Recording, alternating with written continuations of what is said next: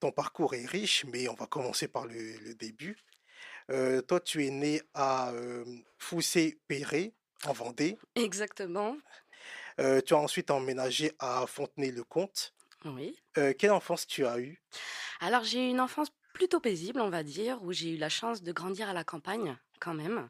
Là-dessus, je m'estime heureuse. Après, j'étais très turbulente, donc c'est vrai qu'il n'y avait pas un jour où je ne faisais pas un sport différent, dans le sens où dès petite, je faisais du kendo, du judo, de la danse, de la gymnastique, puisque c'est vrai que j'étais intenable et déjà un peu hyperactive. Et je faisais aussi beaucoup d'activités artistiques. J'étais passionnée par l'art et c'est vrai que ma mère, qui est également un peu une artiste dans l'âme, m'a beaucoup poussée et initiée. Voilà, à ce niveau-là.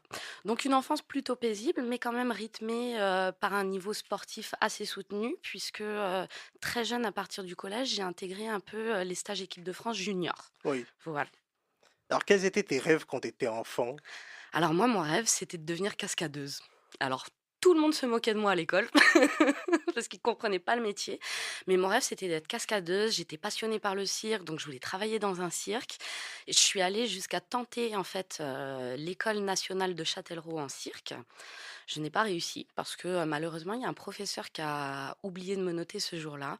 Mais c'est pas grave. En fait, j'ai pris ça comme un mal pour un bien et je me suis retrouvée du coup dans le cinéma comme réalisatrice. Donc j'ai poursuivi, j'ai rebondi et j'ai poursuivi sur un bac cinéma audiovisuel dans la réalisation.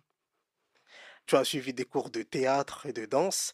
Tu es aussi une sportive dans l'âme, hein, tu l'as évoqué, car tu as fait partie de l'équipe de France de gymnastique et de kendo. De kendo plutôt, pas de Ah, de kendo gymnastique. simplement, Oui, ok. oui.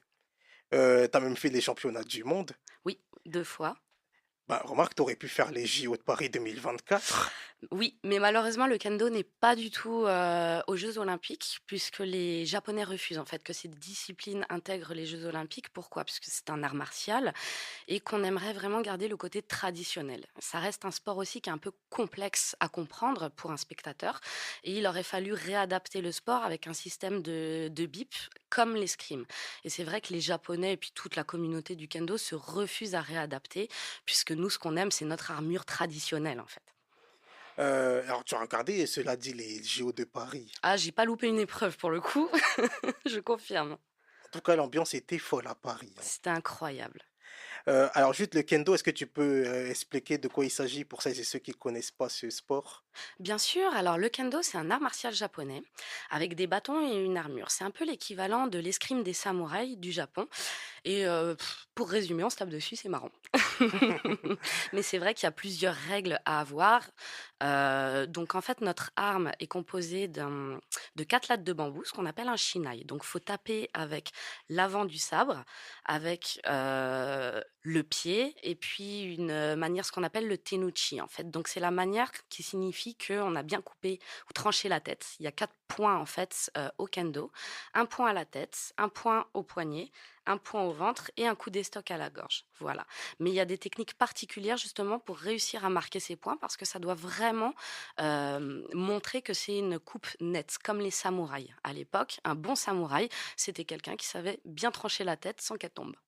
Je suis un peu crue, mais c'est un peu ça l'image. Et tu as fait du kendo pendant combien de temps? 20 ans. Ah oui, quand même. Voilà. Est-ce qu'à travers ce sport, tu as appris des choses qui te servent encore aujourd'hui? Complètement, en fait, moi, ce sport et le sport en règle générale m'a appris beaucoup de choses. Ça m'a appris la discipline, ça m'a appris le dépassement de soi, vraiment. Je pense que c'est grâce, au sport si j'ai pu être aussi tenace et aussi déterminée. Parce que c'est vrai que dans la vie, bah, il y a des portes qui sont fermées, il faut les ouvrir. Et moi, c'est le sport qui m'a permis d'avoir ce courage, de systématiquement me relever, de systématiquement me battre. Ça m'a appris aussi une certaine discipline quand même et une certaine rigueur, une ponctualité. Et ça m'a appris un peu le travail, en équipe, la bienveillance et c'est pour ça qu'aujourd'hui je suis dans l'inclusion par le sport parce que je crois fermement en fait aux valeurs que procure le sport et qui sont complètement transposables dans la vie professionnelle ou personnelle.